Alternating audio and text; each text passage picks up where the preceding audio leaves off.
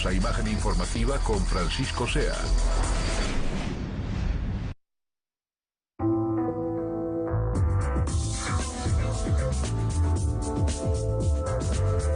Y regresamos a esta segunda emisión de Imagen Informativa con nuestra mesa y saludamos con gusto ya para que usted se vaya acostumbrando todos los miércoles a esta mesa que será política regularmente. Integran políticos, entonces será política, pero otros días también tendremos otro tipo de temas, ya verá. Y le doy la bienvenida primero Gabriela Cuevas, la senadora de El PAN. Gaby, ¿cómo estás? Paco, muchas gracias por la invitación. Gracias por Aristóteles, te gustó otra vez. Buenas tardes. Aristóteles Núñez, extitular del Servicio de Administración Tributaria. Aristóteles, ¿cómo estás? Bien, Francisco, buenas tardes a tu auditorio. Gracias por acompañarnos. Y el senador Mario Delgado de Morena está vía telefónica. ¿Cómo estás, Mario? Hola, Paco, ¿cómo estás? Saludo a Gaby y a Aristóteles. ¿Sí lo están escuchando o no lo están escuchando? No lo van a escuchar. Espérenme tantito, ahorita les damos unos audífonos. No le vamos a poder discutir Exactamente. a Mario. Ahorita les damos unos audífonos para que todo el mundo pueda discutir a gusto. Bueno, vamos a platicar el día de hoy un tema fundamental, la Ley de Seguridad Interior. Yo como, pues nada más un poquito de apertura del tema, les platico una anécdota personal que la vivimos de varios comunicadores cuando un día platicando en el sexenio de Vicente Fox con Ricardo Clemente Vega García, él lo que nos decía es que había recibido la instrucción del presidente Fox de sacar a las tropas a la calle y él decía dos cosas. Primero, que se la firmara, ¿no? O sea, que la orden se la firmara expresamente, no nada más que le dijera. La otra cosa que decía también el expresidente Vicente Fox, Ricardo Clemente Vega García, quien era secretario de la Defensa Nacional en ese momento, era que había que actuar con cuidado porque en el momento en que se sacaran las tropas a la calle, el problema era devolverlas. Y además de todo, creo que ese problema ha sido real, ¿no? O sea, no han podido regresar las tropas a los cuarteles. Y lo tercero que decía es que era peligroso también por la propia imagen de los soldados, puesto que en el momento en que los expones, los sacas de los cuarteles, los exponías al crimen organizado, los exponías a que ellos mismos pudieran cometer alguna clase de errores. Pues bueno, todo lo que dijo el general secretario en aquella época, Ricardo Clemente Vega García, ha pasado, por lo menos desde el punto de vista de la opinión pública. Eso es lo que ha pasado. Y lo que había sido un reclamo también de las Fuerzas Armadas en cuanto que se les dote de un aparato jurídico o de un instrumento jurídico que les dé certeza en su actuar. Se ha presentado, se está discutiendo y hay, pues bueno, pues bastantes cosas al respecto, Gaby. No sé tú cuál sea tu punto de vista. ¿Se debe de normar esto? ¿Se debe de regresar inmediatamente a los cuarteles, al ejército? ¿Esta ley es prudente, es necesaria como está? ¿Qué opinas? Creo que se han tomado decisiones, Paco, muy importantes en materia de seguridad sin tener el marco legal más adecuado. Es decir, hay muchas cosas que están sucediendo y que se hacen un poco con la legalidad con alfileres y por eso muchos de los casos después se ven cuestionados en las instancias de procuración de justicia. Ahora, ¿qué marco legislativo es el que necesita México? Me parece que debemos pensar no solo en dónde estamos, sino a dónde queremos estar. Y creo que la situación actual es insostenible. México no puede seguir con el número de personas muriendo de manera violenta como sucede cada año. No podemos seguir teniendo este ejemplo y esta narrativa para los niños. Esto pues va a afectar a varias generaciones. ¿Qué es lo que queremos? Se vuelve importante. Me parece que uno de los objetivos sí debe ser que tanto los municipios como los estados cuenten con capacidades en términos de fuerza pública, de seguridad, para procurar correctamente la seguridad de los ciudadanos. Pero eso se puede lograr. Eso hoy no lo tenemos, es lo que hay que tener claro. Pero mientras el Ejército y la Marina sigan haciendo estas tareas sin que se construyan al mismo tiempo las capacidades en estas instituciones, pues difícilmente algún día vamos a salir de esta situación. Es decir, me parece que lo que debemos es, primero, tener un plan muy claro y que pueda ser consensado entre las distintas fuerzas políticas y los distintos actores que se ve que van a brincar para el 2018. ¿Por qué? Porque si no, de nada nos va a servir tener un gran debate, un marco legal que después alguien quiera pues tirar a la basura o incluso controvertirlo ante la Corte. Entonces, creo que es importante que tengamos claro que hoy necesitamos, sí, de instituciones que nos den certeza a los mexicanos sobre todo en algunos estados, sobre las condiciones de seguridad, pero también que al mismo tiempo se vayan creando esas condiciones para que el Estado, el Ejército y la Marina regresen a los cuarteles. Hay que recordar, y no son datos menores, que México es uno de los muy pocos países en América Latina, ya no digamos entre países que tengan un ordenamiento importante en materia de derechos humanos, que sigue teniendo a la Secretaría de la Defensa encabezada por militares. Esto en gran parte, en la mayoría de los países de América Latina, ya ni siquiera sucede. Ahora, yo pongo sobre la mesa también algo. No sé, y he visto declaraciones tanto de Andrés Manuel López Obrador, he visto declaraciones de los diferentes partidos políticos en Cámara de Diputados, en la Cámara de Senadores, y me parece a mí que es una discusión totalmente estéril, porque la realidad de las cosas es que, o sea, no tenemos otra opción, porque en la realidad no tenemos condiciones de seguridad en ninguna parte de la República Mexicana. O hay muchas zonas de la República Mexicana que necesitan efectivamente el ejército, que además de todos sus policías son superadas por mucho por el poder de fuego que tienen los delincuentes y que la discusión es estéril. O sea, si no estuviera la Marina y el ejército en la calle, creo que las bajas se contarían por muchos más, ¿no? Aristóteles. Yo creo que sí, Francisco. Hay que reconocer que tenemos una incapacidad, una insuficiencia dentro de las fuerzas policiales a nivel tanto federal como estatal y municipal, y eso lo ha venido a sustituir las Fuerzas Armadas, tanto la Marina en ciertas zonas, principalmente donde hay puertos, donde hay zona de mar, y en algunos casos ya en el interior del país, y sobre todo el Ejército en prácticamente toda la geografía nacional, en algunos puntos más intenso, dependiendo de la estrategia o de la decisión que tomó el Ejecutivo Federal. En su momento fue Michoacán, o fue Guerrero, ha sido Sinaloa, ha sido Durango, etcétera, Tamaulipas, por supuesto. Hay una necesidad social de brindarle seguridad y procurar las condiciones económicas que permitan el trabajo, que permitan la convivencia y la armonía social, que no ha podido dar satisfacción la policía, ni municipal, ni estatal, ni federal. Eso hay que reconocerlo. Claro. Segunda, sí, en efecto, hoy existe un marco vulnerable para la actuación de para las Fuerzas Armadas. Creo yo que dentro de ese reconocimiento que hace el Estado mexicano de la necesidad que tenemos de tener esa seguridad, hoy se está buscando darle un marco jurídico donde puedan actuar. Más allá de lo que se diga por diferentes actores políticos, hoy tenemos una necesidad y tenemos que cumplir con la propia sociedad. Sí es de interés público y tenemos que hacerlo. Claro. ¿Qué es lo que sucede? ¿Por qué no hemos podido crear una policía que tenga las características que nos da la Fuerza Armada? La Fuerza Armada, el Ejército, la Marina, son hombres leales, con mujeres leales, institucionales, son honorables, son disciplinados, saben cumplir con un ordenamiento que tienen vertical, difícilmente son corruptibles o corruptos, son personas que nos garantizan que efectivamente pueden hacer un buen papel, no son fáciles de infiltrar esas instituciones. El Ejército y la Marina tienen mejor labor de inteligencia en México que cualquier otra institución, hay que decirlo. Quizá el CISEN de repente se equipara, pero no. Los militares y la Marina tienen una muy buena labor de inteligencia, lo hacen en beneficio del país. Yo creo que sí, hay que darles un marco regulatorio que no puede ser permanente, Francisco, porque eso sería entonces reconocer la incapacidad permanente de crear una policía que tenga todas esas características. Claro. Mario, hubo declaraciones de Andrés Manuel López Obrador, tanto la semana pasada como esta, en donde se decía que el ejército masacraba al pueblo, que el ejército era pueblo uniformado. ¿Realmente ha masacrado el ejército al pueblo, Mario? No, lo que está llamando la atención el licenciado López Obrador es que el fondo, la estrategia que se ha seguido, Paco, en los últimos 10 años, en la cual no hay ningún cuestionamiento. Es decir, lo que tú decías es que no tenemos otra opción. No tenemos otra opción en este momento si no hacemos las cosas diferentes. Hay que recordar cómo inicia todo esto. El 2006 es uno de los años con las estadísticas más bajas en el tema de homicidios por cada 100,000 habitantes. Entonces Calderón saca el ejército a la calle, anuncia que es de manera temporal, declara la guerra contra las drogas, y ya pasaron 10 años. Y en 10 años hemos tenido un desastre. Esa ha sido la estrategia en materia de seguridad pública, y ha sido un desastre, Paco. Tenemos más de 150,000 muertos en estos 10 años, más de 280,000 personas desplazadas por el conflicto y oficialmente reconocidos más de 28,000 personas desaparecidas. ¿Por qué es importante esta ley?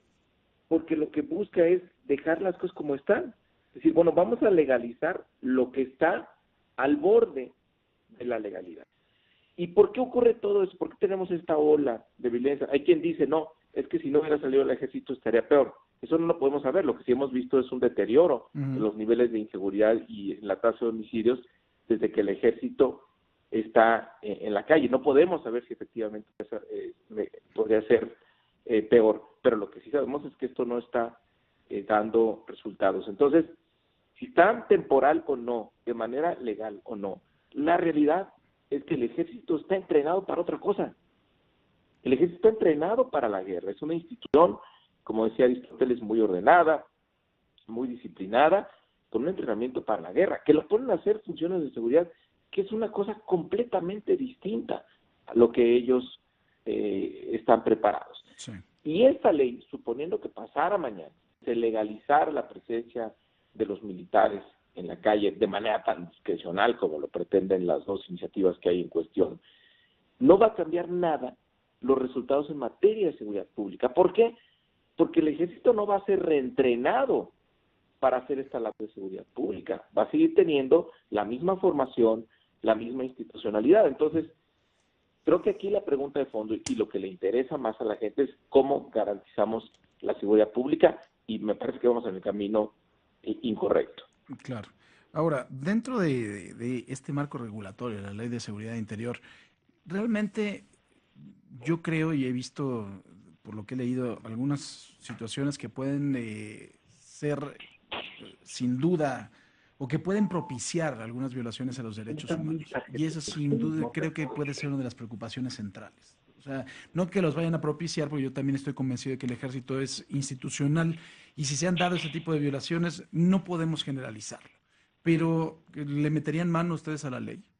Creo que el primer paso sería hacer una evaluación, que ni siquiera se ha hecho. Es decir, vamos ya más de 10 años en estos temas y no se ha hecho una evaluación, no se han analizado los resultados. Si vemos las cifras para entonces saber qué tan pertinente o si tan adecuada ha sido la estrategia, pues vemos, por ejemplo, que a partir del año 2007 se registró un aumento importante en el número de homicidios en el país, que es un poco lo que comentaba Mario.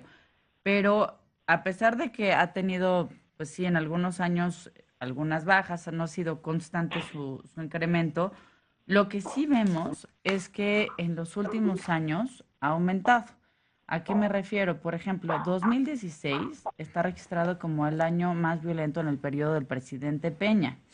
El número de homicidios dolosos el año pasado aumentó en 22 de las 32 entidades federativas. Y si esto no fuera suficiente, el registro que tuvimos en el pasado mes de enero 2017, ha sido el más violento en los últimos 20 años. Entonces, lo que hoy nos dicen estas cifras es que la violencia no ha bajado en el país, aunque tengamos la presencia del Ejército o de la Marina o de la Policía Federal. Me parece que uno de los temas, insisto, es evaluar qué ha funcionado y qué no. Sí hubieron casos que funcionaron. Por ejemplo, habrá que recordar el de Juárez. Cuando se implementó el programa Todos Somos Juárez, fue un programa no únicamente de militares. Se involucró a todas las dependencias, se involucró también al Estado, al municipio, y se buscó generar condiciones que permitieran superar esa violencia. Y tuvo muy buenos resultados. Hay casos contrarios, hay casos donde el ejército pues ha estado casi de manera permanente y no vemos que se solucionen las cosas. ¿Qué es lo que vemos? Sí, pues digamos, un análisis muy superficial probablemente de todo esto es que son mucho más eficaces los operativos que se hacen con un mandato definido, con una temporalidad clara. Insisto, se tienen que generar al mismo tiempo capacidades en los estados. Creo que uno de los buenos ejemplos ha sido el caso de Nuevo León. Nuevo León, sumada a la sociedad civil, con una presencia muy fuerte de los empresarios, estuvo presente también el Ejército, la Marina, entiendo que también la Policía Federal, y se hizo un esfuerzo muy importante, pero creo que también la sociedad civil tuvo un componente fundamental. Sí. Entonces, creo que el primer paso antes de hacer una ley sería hacer una evaluación, y hacer una evaluación con toda sinceridad. Entrémosle a los temas de derechos humanos. Las violaciones a los derechos humanos, ya no solamente pues este argumento que dan muchas instancias gubernamentales de es que pues, los malos se están quejando más y entonces van a derechos humanos. No podemos dividir al país en buenos o malos. llevamos miles y miles de muertos y no todos los muertos son sicarios o narcotraficantes. Ha habido gente buena que ha muerto en esos operativos. Y hay que revisar también incluso las críticas que nos hacen organismos internacionales que han tenido un análisis muy meticuloso y que México ha sido, pues sí abierto a estas críticas, pero también no tanto reticente a aceptarlas. Claro. Ahora, otra de las cosas también que se ha hablado, el secretario de la Defensa Nacional, el general Salvador Cienfuegos, decía con mucha puntualidad que la gente los quiere, y es real. O sea, si vemos las evaluaciones que tiene el Ejército, es de las instituciones mejor evaluadas en este país. Y me preocupa otra cosa también, Aristóteles, y también para Mario, y también para la senadora Gabriela Cuevas. Me preocupa el uso legítimo de la fuerza, porque de verdad aquí no se están, yo sé que ha habido también, como decía el presidente Calderón, bajas colaterales, ¿no? Daños colaterales, pero no se están enfrentando a niños con piedras, o sea, y eso sí lo hemos visto. Y también me preocupa otra cosa fundamental, que es cómo de verdad los gobernadores de las entidades están echando la flojera para no asumir su responsabilidad, porque ahí está el ejército. Y entonces, finalmente, eso es incluso una cobertura para que ellos sigan haciendo negocios con el crimen organizado, porque, pues no, yo no tengo ni siquiera que utilizar a mi policía, ahí está el ejército, y si los agarra, qué bien, y no es mi culpa ni mi responsabilidad, Aristóteles. Mira, Francisco, yo creo que hay que cuidar mucho la calidad de la institución, tanto de las fuerzas del ejército como de la marina. Porque lo peor sería que ante una ocupación de ellos para esta tarea se demeritara la institucionalidad que ellos tienen y la buena confianza que tiene la sociedad en ellos. Y está pasando un poco, ¿no? Sí, está pasando un poco porque creo yo que ha habido maliciosamente quien ha buscado en detrimento de esa institución hacer una crítica al gobierno y no a la institución. Sin embargo, le ha pegado a la institución más que al gobierno. ¿Andrés Manuel López Obrador? Andrés Manuel y prácticamente lo que es izquierda, que es incluso han promovido acciones de inconstitucionalidad respecto a la actuación del ejército, y la Corte ha dado la razón de que sí puede el ejército actuar en ciertos momentos cuando el Ejecutivo Federal lo instruye por ser el comandante supremo. Pero regreso al tema. Mira, hay que cuidar mucho el valor institucional que tienen estas dos secretarías, tanto el Ejército Mexicano como las Fuerzas Armadas de la Marina y las Fuerzas Aéreas. Yo creo que el riesgo de que se cometan abusos en violación de derechos humanos está centrado en las personas, en su capacidad, en su entrenamiento y en su sentido de pertenencia en la institución. No está asociado solamente a una institución, sino a la calidad de la persona que está llevando a cabo el acto.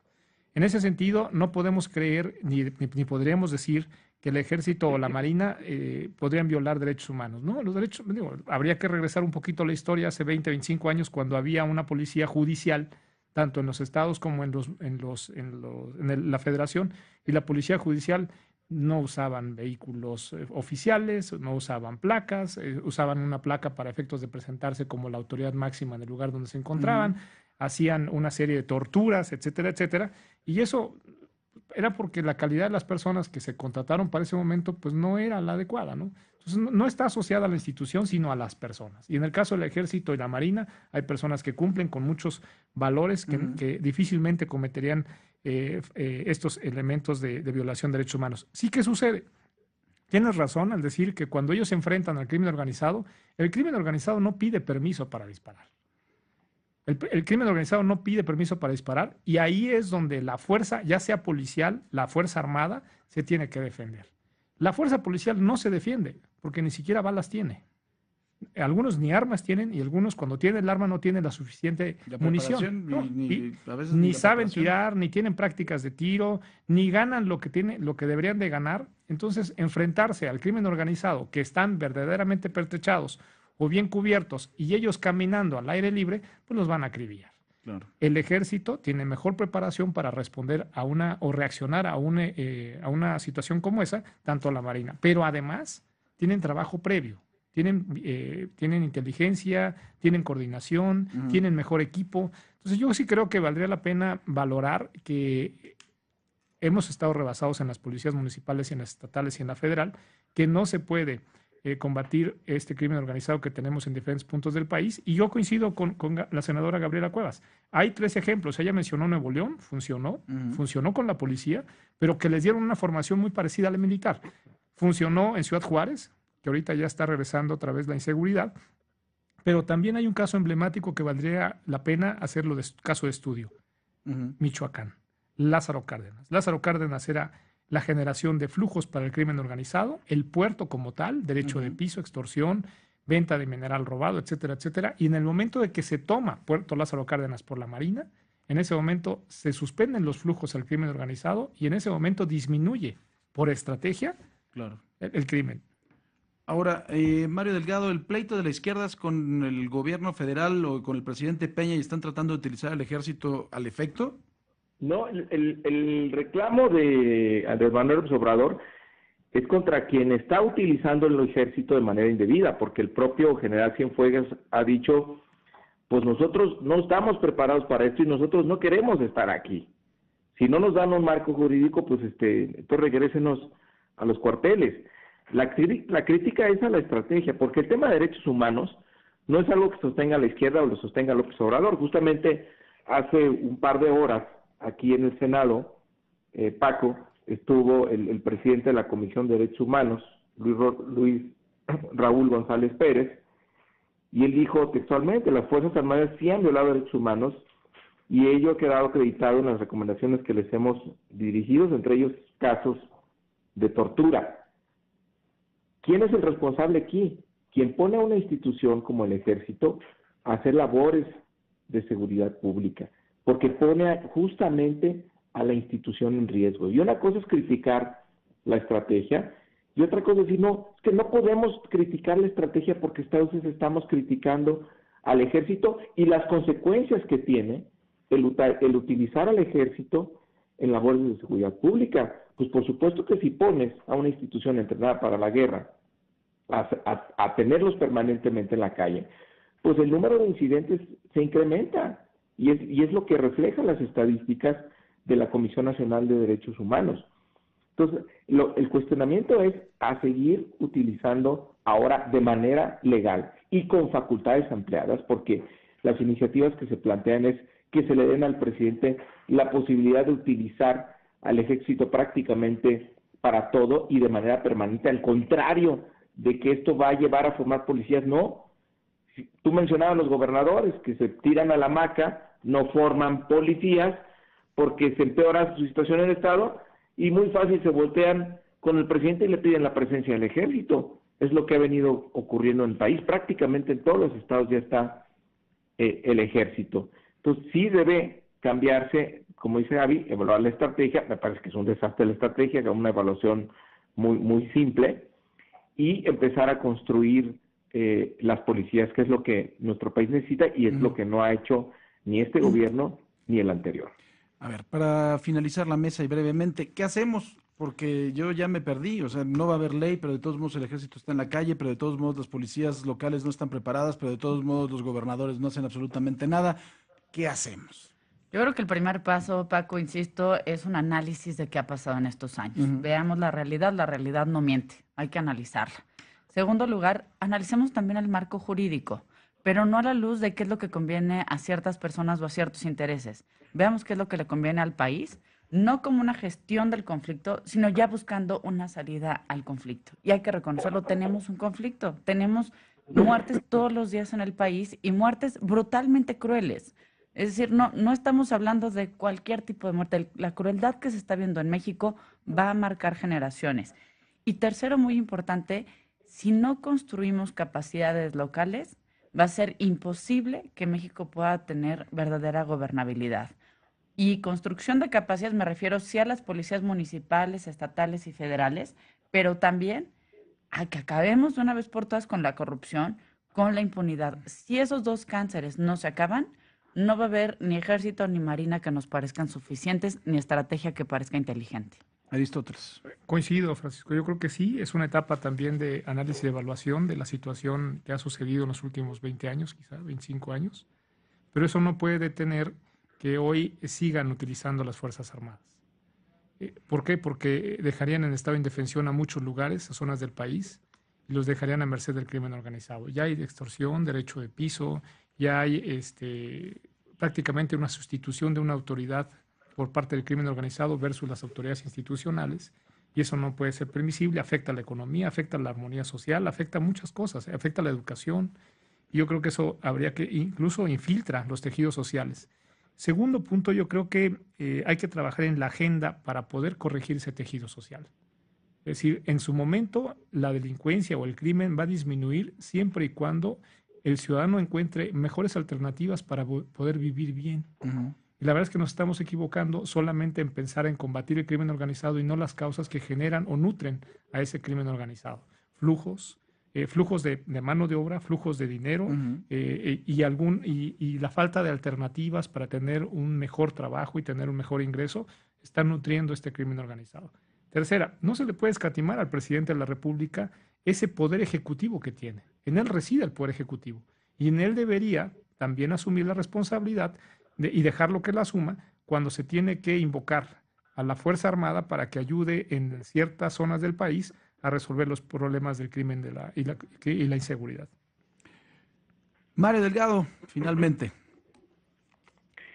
Paco, yo creo que tenemos que replantear la estrategia de seguridad, esta guerra contra las drogas que ha sido un desastre, y a mí me parece una gran contradicción que estemos discutiendo una ley de seguridad interior y estemos discutiendo las facultades que tendría el ejército. Cuando si es seguridad interior deberíamos estar hablando claramente de la policía. Creo que debemos de entrarle ya en serio a la formación de policías. Claro que es más caro, claro que es un proceso que toma más tiempo, pero esto que se plantea ahora de simplemente legalizar lo que ya está sin mayor crítica, sin mayor cuestionamiento, creo que nos puede conducir a un estado peor de las cosas. Y si realmente tenemos respeto por el ejército y queremos cuidarlo como institución a ellos y a la Marina, pues deberíamos pensar que esta ley, en lugar de darles mantener ese respeto, los puede llevar a un deterioro mayor, porque entonces el incentivo a que estén en las calles va a ser permanente, y ellos, legal o no, temporalmente o no, pues van a seguir teniendo la misma formación. Entonces, los mismos excesos, las mismas consecuencias que hemos visto en los 10 años, las vamos a seguir teniendo. Y en una evaluación estricta en tema de seguridad pública, pues ya vemos también que no ha sido la solución. Entonces, tiene que replantearse el modelo de seguridad y tiene que darse prioridad a la formación de las policías y establecer de manera paralela un calendario para que el ejército se regrese a los cuarteles. Pues gracias, Mario Delgado, senador por Morena. También muchísimas gracias a la senadora Gabriela Cuevas. Gracias, senadora, por Muchas el PAN. gracias, Paco, gracias a Gaby. todos. Y también a Aristóteles Núñez, extitular del Servicio de Administración Tributaria. Muy temido, Aristóteles. Gracias, Francisco. Gracias, senadora. Gracias, Mario. Buenas tardes. Gracias. No, gracias.